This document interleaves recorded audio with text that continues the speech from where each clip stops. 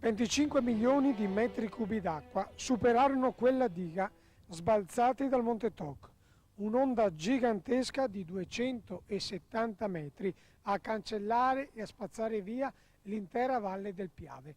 Erano le 22:39 del 9 ottobre 1963.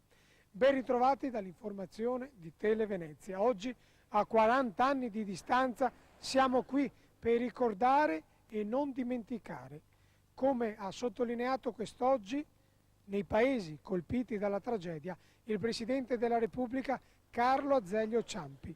Il telegiornale di oggi sarà un collage di immagini e di testimonianze di una giornata decisamente particolare.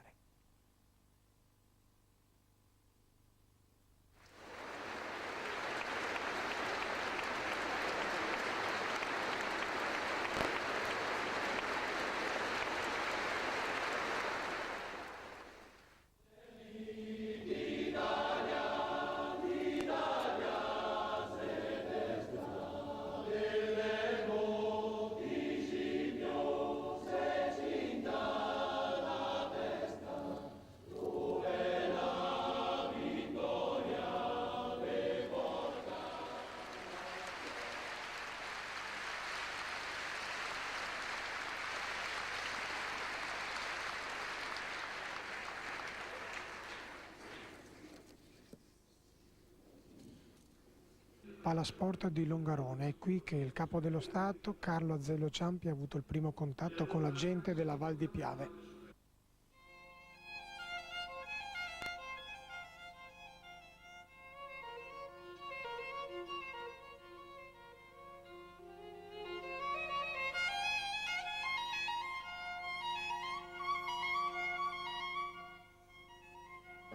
Ecco la diga del Vajont. Fra pochi minuti il Presidente della Repubblica Carlo Azeglio Ciampi verrà a deporre una corona alle vittime del disastro. Sta arrivando il Presidente.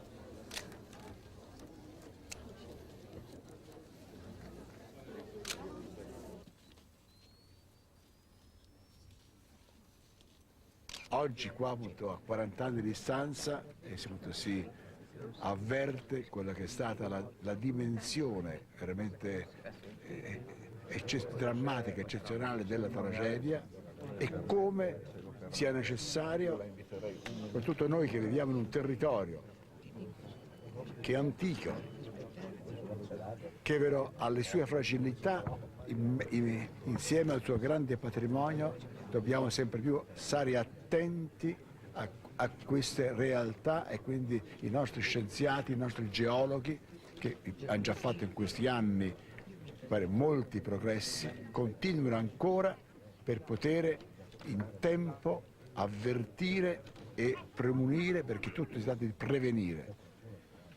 Il Paese deve progredire, ma si deve progredire rispettando le regole della natura e sta a noi capire meglio quelle che sono le leggi della natura. Condivide chi teme l'oblio. Cosa dire a quelli che restano? Quello che ho detto poco fa nel nostro bell'incontro lì a Longarone, che questa gente di montagna, forte, silenziosa, operosa, coraggiosa.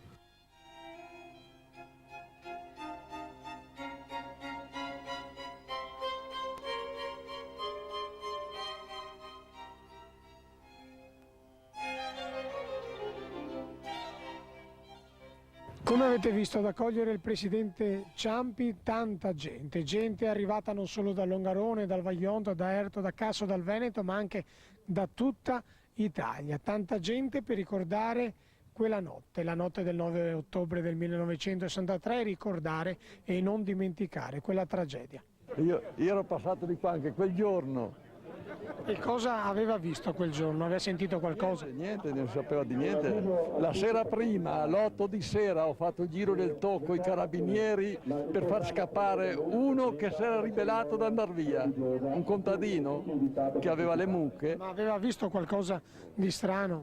No, perché ormai erano anni che parlava di questo tocco, cioè si vedeva di spacchi nella strada sempre più larghi, ma comunque nessuno sapeva che quella sera era l'ultimo giorno. Il 9 ottobre dov'era lei? A casa, quando è sceso il tocco ero a casa mia, E lei dove abita? a Erto.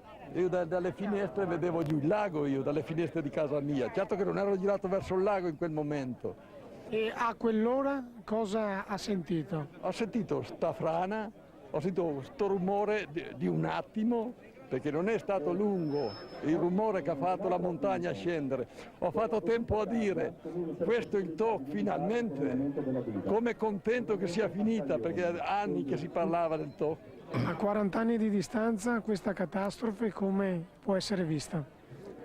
È una delle catastrofi più gravi perché all'epoca non c'era protezione civile, prevenzione neanche, per cui tutta la gestione sia del preimpatto, le ultime ore, sia anche gli interventi di soccorso sono stati molto criticabili. Mauro Corona, 40 anni da quel 9 ottobre del 1963, cosa si ricorda? Ma di quella sera o in globale? Di quella sera. Beh, soprattutto il rumore, che nessuno è riuscito a ripetere il rumore. Ecco, nessuno ha parlato del rumore, di questi miliardi di aerei che passano tutti assieme nello stesso posto. E poi tutto quello che è seguito. Lei cosa stava facendo? Io ero a letto con i miei fratelli e mia nonna e una vecchia zia sordomuta. Siamo scappati, ci è passata sopra la montagna d'acqua, ha succhiato le tegole, le finestre, ma insomma siamo salvi perché ha picchiato, questo mare in movimento, ha picchiato contro la montagna, contro il Borgà e l'ha deviata, se no sarebbero 5.000 i morti. Una tragedia annunciata, perché non è stata? Annunciata, costruita mattone su mattone.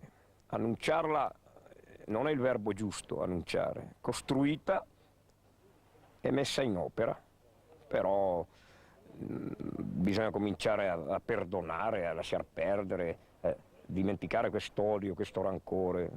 Cosa bisogna fare allora adesso?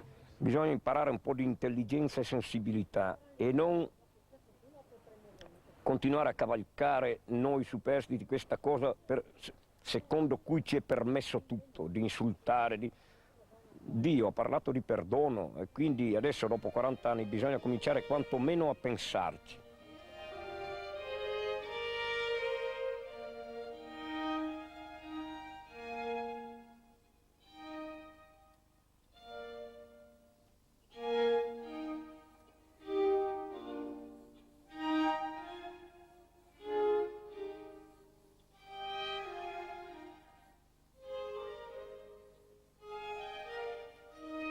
E tra le tante persone che quest'oggi sono venuti a ricordare quel 9 ottobre del 1963, anche un signore che arriva dall'Emilia Romagna, stava facendo il militare qua in quel giorno e dopo il disastro è intervenuto con i suoi compagni alpini.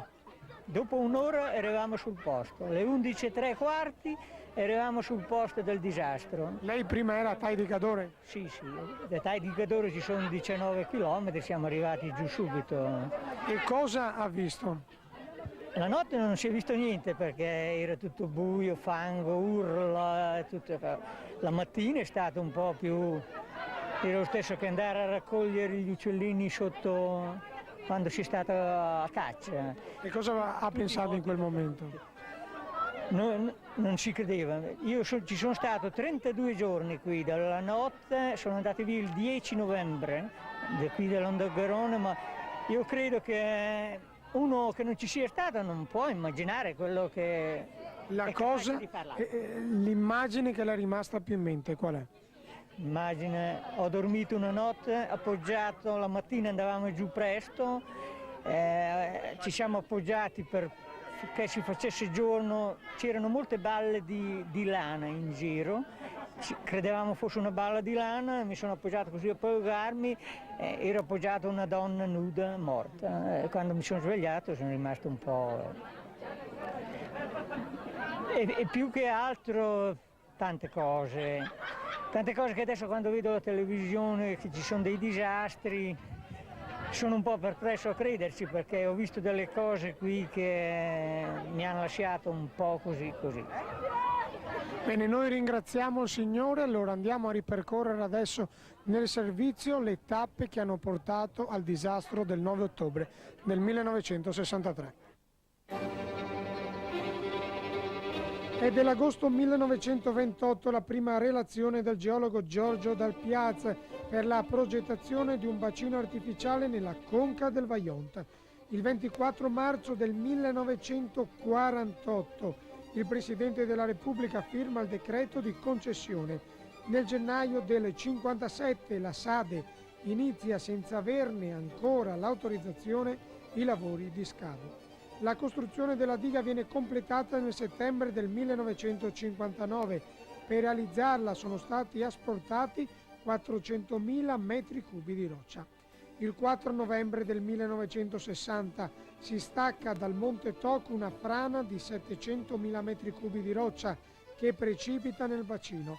In contemporanea appare sul fianco sinistro del monte una fessurazione a forma di M, lunga 2500 metri. Il 21 febbraio del 1961 Tina Merlin scrive sull'Unità che un'enorme massa di 50 milioni di metri cubi minaccia la vita e gli averi degli abitanti di Erto. La notte del 9 ottobre del 1963 la grande frana si stacca. In 4 minuti Longarone e i suoi abitanti vengono spazzati via. Queste le tappe che hanno portato alla costruzione della diga, fortemente voluta dalla SADE, la Società Adriatica di Elettricità, che ha passato il bacino all'Enel nell'estate del 1963. E parliamo con l'attuale amministratore dell'Enel, Paolo Scaroni, proprio di questo passaggio, un momento delicato, subito dopo l'intervento del Presidente della Regione Veneto, Giancarlo Galan. Io credo che abbia influito certamente il passaggio tra SADE ed Enel a quel tempo, che ha lasciato un vuoto di potere. Le persone che dovevano decidere sono rimaste un po' sole. Io non credo che abbiano preso delle decisioni per sete di denaro, credo che erano delle decisioni difficilissime, tra parentesi, sono rimasti soli, hanno preso le decisioni sbagliate, oggi lo possiamo dire. E io credo che obiettivamente la causa principale sia stata proprio in questo vuoto di autorità che è conseguito alla nazionalizzazione e quindi al trasferimento da SADE ad Enel. Cosa dire a quelli che rimangono? Di ricordare, di non dimenticare, di andare avanti, ma di sapere, come ho cercato di dire oggi, che dal Vajont in poi è cambiato tutto, è cambiato il rapporto di fiducia con le grandi opere, con la scienza, che tutto deve essere discusso, studiato, preparato nel modo più democratico possibile, col patto però che quando si decide una cosa poi questa deve essere fatta. Una nuova centrale sul Vajont?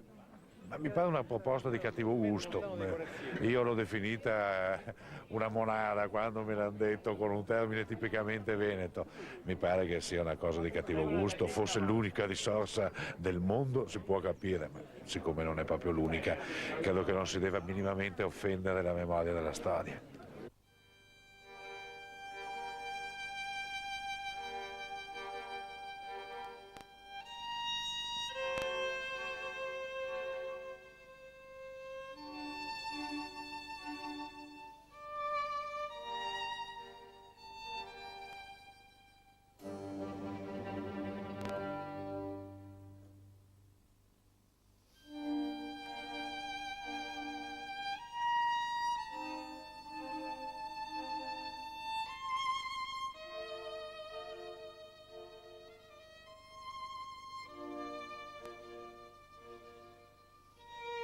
Da dove venite voi? Maniago, l'Istituto Torricelli, Liceo Ipsia. Siamo qua con tutti i nostri studenti. Li ha portati perché? Buona parte, prego. Li ha portati perché? Li ho portati perché il Presidente Ciampi è un giorno in cui si onora la memoria di una tragedia che peraltro ci appartiene per cultura e per identità. Ecco, noi siamo di Maniago, io in particolare, dico in particolare rispetto ai miei studenti, ho vissuto quella tragedia, ho un ricordo molto intenso e per quello che posso, per gli strumenti che ho, culturali ma anche umani, cerco di trasmettere questa memoria ai miei studenti e per questo siamo qui oggi. Che impressione, cosa pensate quando siete qua? Che si poteva evitare tutto quanto, insomma. È giusto ricordare questo evento perché logicamente l'uomo non può vincere sulla natura mai, perché alla fine lo scherzetto ce la fa la natura, insomma. Grazie, buon ritorno a casa.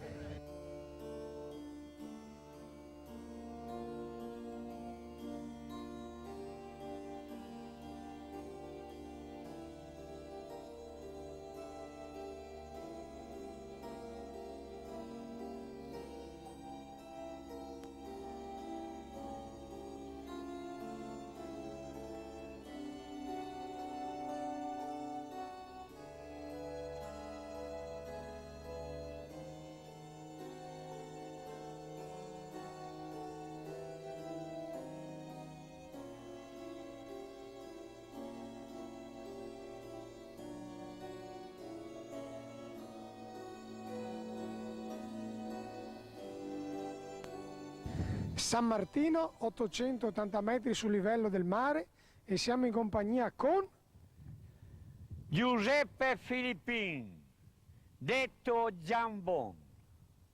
Perché? Soprannome, il mio cognome è Filippin, il mio nome è Giuseppe e Jambon è il soprannome per distinguere le nostre tribù. Noi qui siamo a San Martino. Lì sotto c'è Erto. Erto vecchio e Erto nuovo. E dopo ancora abbiamo la diga e Longarone. E stando qui vediamo la frana e la stone liscio come una tettoia di zingo. Lei il 9 ottobre era qui. Mi trovavo a Erto. E cosa stava facendo? Ero appena andato a portare mio figlio che è nato il 24 agosto del 61 e stava addormentandosi e nel momento sentivo a tremare come un terremoto e era in Sant'Antonio di Padova su un comodino e dondolava e non cadeva. In un attimo sento accigolare tutte le travi e chiodi che si slasciavano dalle travi delle tavole, del pavimento. Ho ricordato subito che era caduto qualcosa nella diga, perché l'8 ottobre compio gli anni e vidi dei manifesti murali messi fuori dal consiglio comunale, cacciatori, boscaioli, cercate altre zone, altre plaghe, non andate dalla località, vuol dire Fontana di Pineda, Monteranz, fuori in fondo sul confine del Veneto, perché può essere ondate improvvise, anche di 20 metri, ma hanno anche dimenticato un zero, hanno superato i 200 metri le ondate d'acqua. Noi ringraziamo Beppino o Bettino? No, Bettino Grassi, Beppino. Lì c'è il Monte Toc, qualche secondo e saremo sulla diga.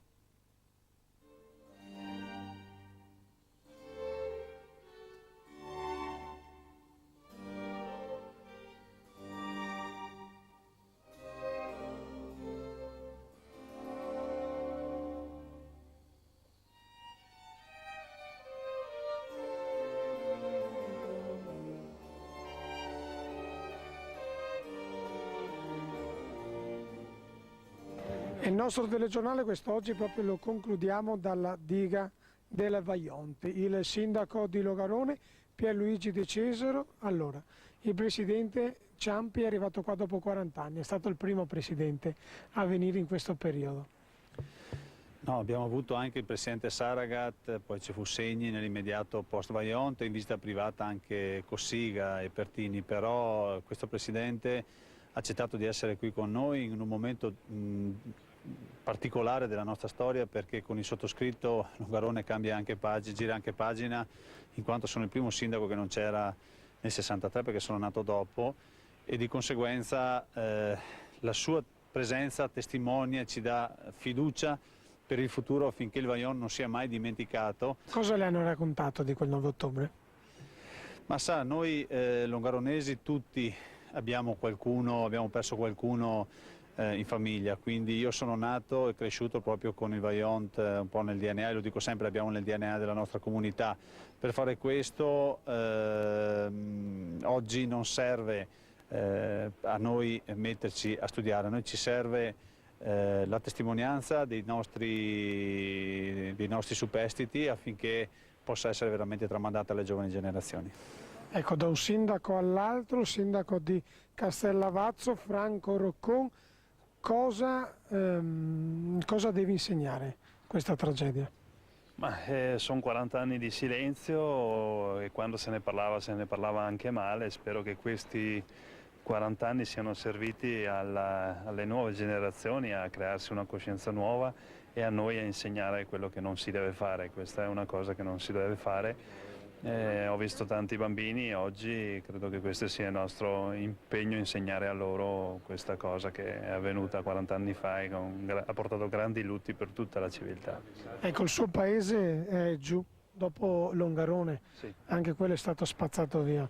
La realtà è che il nome Vajont, che era il nome di una frazione del mio comune, che è Codissago, è stato spazzato via, c'erano circa 80 abitanti, il mio comune ha avuto 111 morti, gran parte abitavano in questa frazione, quindi sono il secondo comune per numero di morti e di vittime di questa tragedia. Grazie al sindaco, concludiamo col presidente della provincia, Oscar De Bona. Concludiamo con l'importanza di questa visita del Presidente quest'oggi qui, in questo posto. È importante innanzitutto perché dopo 40 anni, dopo 37 anni è la prima volta che viene in visita ufficiale il Presidente della Repubblica e viene in una giornata come quella che la comunità di Longarone, di Castellavazzo, di Erto di Casso hanno promosso. E soprattutto avviene perché la memoria è ancora viva, perché ci sono ancora tanti superstiti che dopo 40 anni si ricordano benissimo quanto è accaduto in quella tragica notte e soprattutto si ricordano anche quelle centinaia di soccorritori che sono arrivati da tutta Italia e che hanno visto alla mattina una visione così tremenda e così tragica che se lo ricordano ancora anche questi dopo 40 anni. Ringraziamo il Presidente della Provincia di Belluno, i sindaci di Castellavazzo e Longarone. Concludiamo il nostro telegiornale dalla sommità della diga, 260 metri di altezza, per la precisione 261,60. Vi lascio ora con le parole che scrisse Dino Buzzati l'11 ottobre del 1963 sul Corriere della Sera. A risentirci.